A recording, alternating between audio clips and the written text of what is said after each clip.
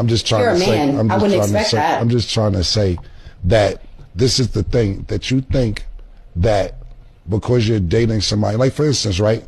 Give you an example. So as a woman, if I share my body with a man, I shouldn't expect him to want to protect and provide for me? Is that what you would teach your fucking daughter? The problem, so I'm not having sex with my daughter. What are you talking about? Just make up your mind. No, it's not about having sex with your daughter. It's about, that's what you would teach your daughter. Oh, teach your daughter, I'm sorry. She just having sex with a man that doesn't want to protect and provide for her? Like what? The problem is this, you want to protect You think and men and provide. women are equal? No, what I'm trying to explain to you is this. For me, I rather invest in my female than give my female.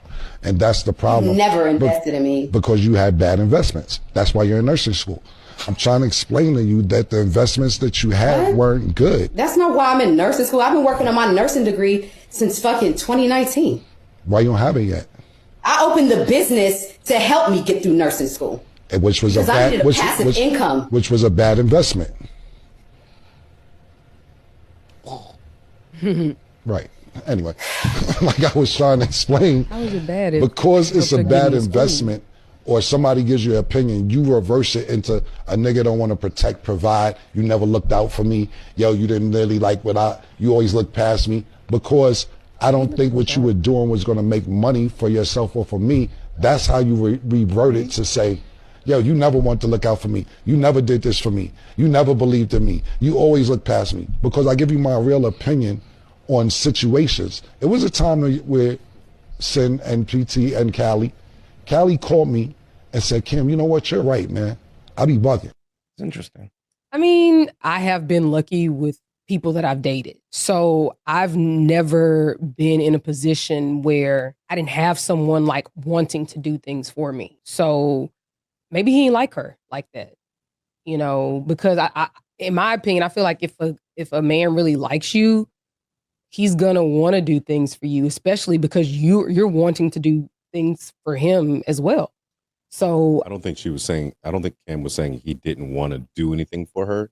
What he was saying was, I see what you're trying to do, and as a business mind, that's not going to work. So I'm not going to invest in that. But my initial thought, to be honest, when he said that was a bad investment, opening her business, well, why wasn't he the one paying her through medical school or her nursing degree?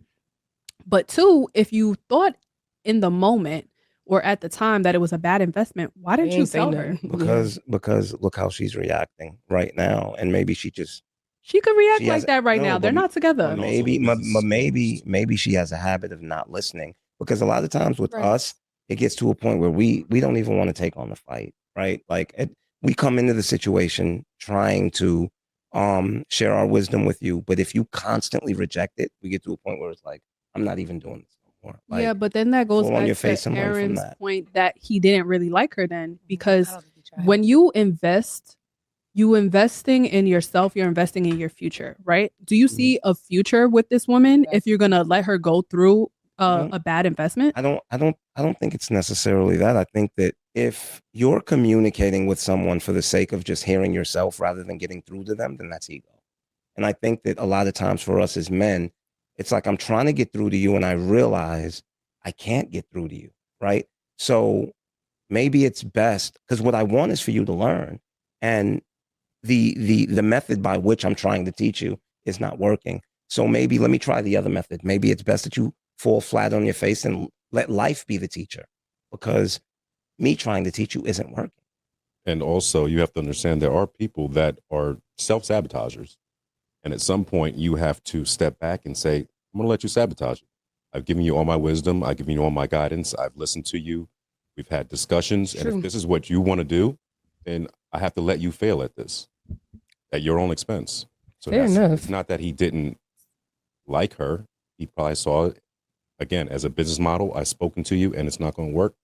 Go ahead and try it. And let me tell you what I realized. A lot of times when you're sitting back, letting that person fall flat on their face, you're sitting on the sidelines rooting for them. Like, yo, I hope that you get it. Come on, get it. Yeah. Get it. I want to be wrong. You know, I want you to learn the lesson. Like, come on.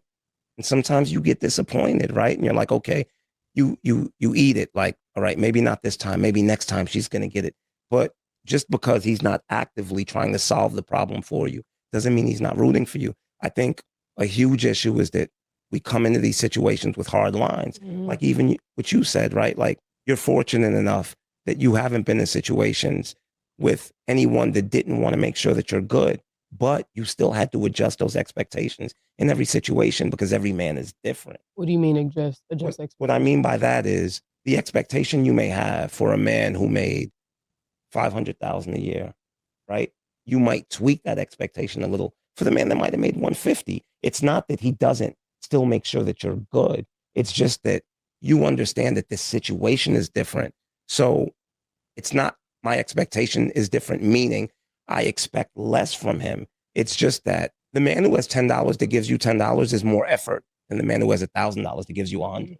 It's nothing. Do you get what I 100% agree. And I think that that's part of the issue. A lot of women go into this not realizing that man has 100 and he gave me 50. Like that's amazing because of the fact that she dealt with a man that had 500,000 that gave her 1,000. And I actually agree with what you're saying because if you're a multimillionaire, like flying me out is nothing, taking me in fancy dinners, buying me stuff, it's nothing. It's zero. It's low effort. You know what I mean? So I completely agree with what you're saying, but I will say this. I always had the mindset of, I got a daddy. So I actually don't need anything from you. Because if I need something from you, that puts me in a position to where like it's at your will. Because what I live by is find the woman that wants nothing and do everything in your power to give her the world, because that's who deserves it.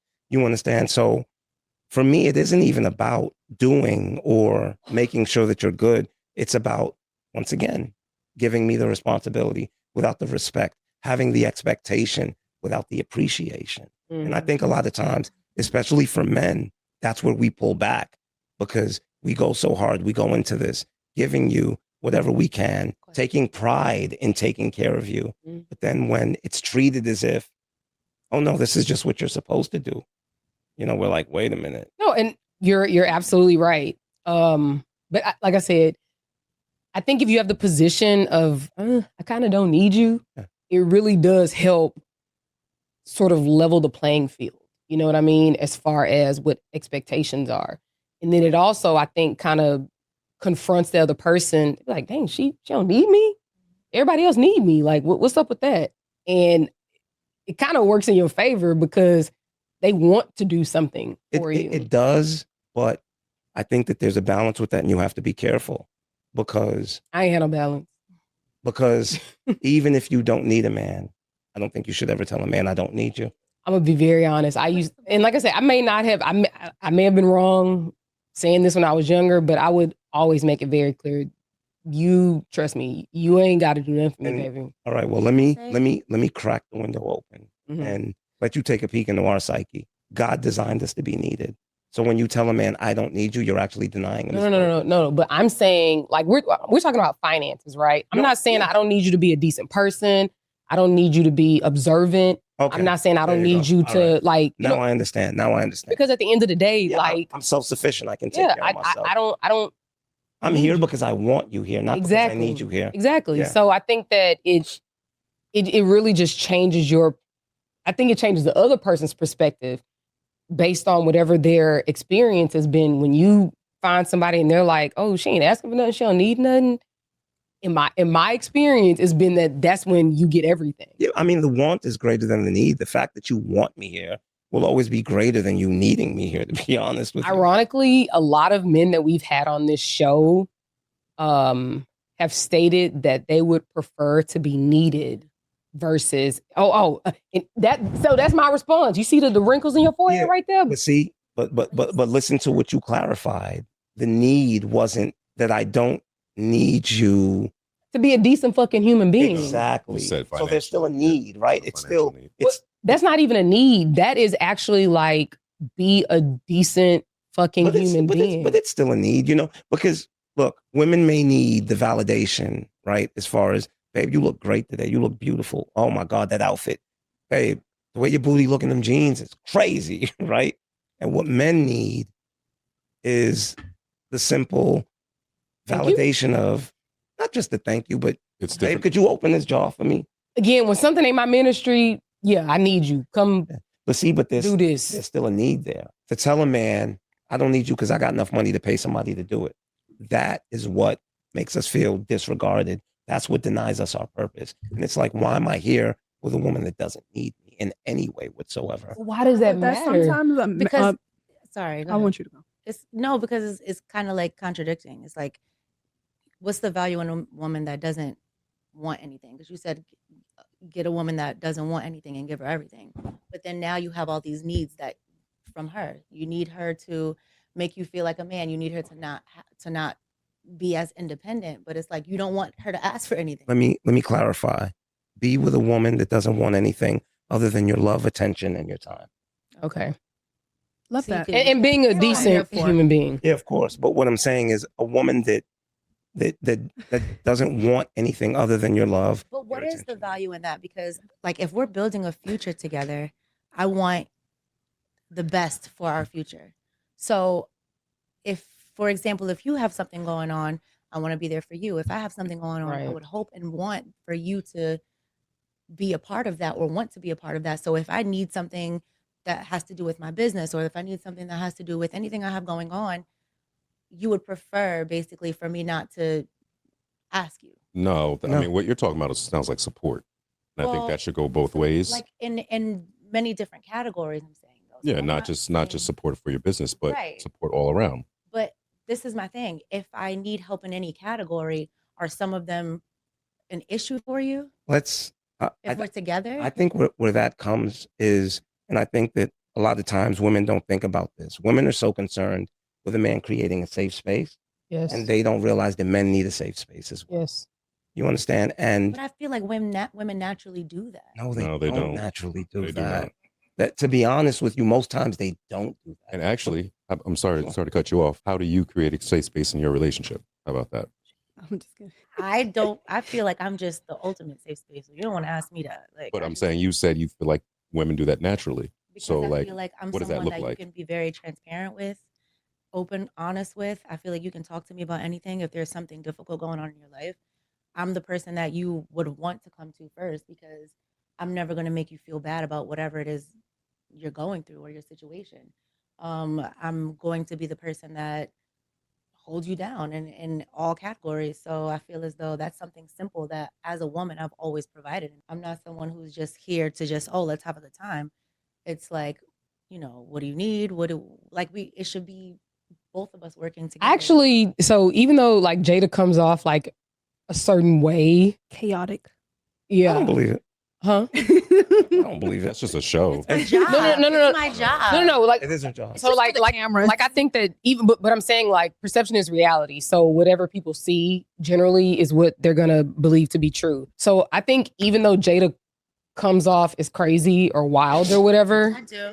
No, right. And the thing is that she knows it. But I also like just over the years, I can 100% see that Jada is a nurturer. 100%. Like much more than I am. Much more than I am. You know. It's okay. Because a lot of times when I speak on the podcast, I'm not speaking for me. I'm speaking for I see myself as Black woman. So sometimes I'll be like, I'll speak to you and it makes it seem like it's my situation, but it's not my situation. It's I am my auntie, I am my sister, I am my homegirls. So I be upset for them from seeing other people's experiences. I'm upset for the outcome of so many other relationships that I've been a witness to. So for me, I just be upset because of sometimes just the culture of us, No, I can understand it because, I mean, look, I have 3 daughters. And one thing having 3 daughters has done is allowed me to see the world through a woman's eyes, right? And I say this to my male friends. I'm like, bro, can you fathom living a life where 90% or the majority of your interactions with the opposite sex is either for them to manipulate you out of something in your pants or to manipulate you out of something? Like, that's a very scary world to live in. Yeah. You understand what I'm saying? And it's so crazy because, once again, my daughter's being out 11, midnight, 1 o'clock in the morning, and I literally will not go to sleep until they walk through the door because I see the world through their eyes. And I'm like, damn, like as a man, I can literally go to a club in the city, lose my wallet, end up on the train, fall asleep on the train, and make it home safe. That's not the experience for a young lady. Question, do you think that you're an outlier with respect to that? Or do you think that men generally feel that way? If you want me to be totally honest with you. No, lie to me. Okay. Right. Yeah, I know. I've been bad habit of saying that. And she's like, no, like, I think that that's the thing with you. Like, you see the world through your lens and you think that everyone is just like you. And that's not the case. You know, so I'm coming to learn, right? That it's not necessarily like that, but it's just that I'm not arrogant enough to believe that I'm special enough to be the only person like myself in the world. You understand? So me existing is hope for me. Like, no, there have to be others like me out there. You know, but I do also understand that I've lived a unique experience. Once again, I have 3 daughters. My daughter's mother died when she was 13. I was raising my daughter since 13 on my own, you know. Is this your 27-year-old? A 22-year-old. Okay, the younger. Yeah, and I have a certain sensitivity towards women, right? But at the same time, I always say that I'm just like every other man in just as many ways as I'm different. You know, and me accepting that and understanding that is also my advantage, because I'm not sitting here like I'm perfect. No, I'm flawed, just like every other man, right? At the core, I'm just like every other man. I have the same desires, but at the end of the day, I have the discipline and the self-awareness to be able to go, yo, that's not okay. Because for me, the bar that I set for myself is, if I can't say that I would be proud for any one of my daughters to walk through my front door with a clone of myself, then there's something wrong. And I can honestly say, if any one of my daughters walked through my front door with a man just like myself, I'd be happy. And it wasn't always like that, though. No, it wasn't always like it wasn't. That. This is where I've gotten. This is where I've grown to.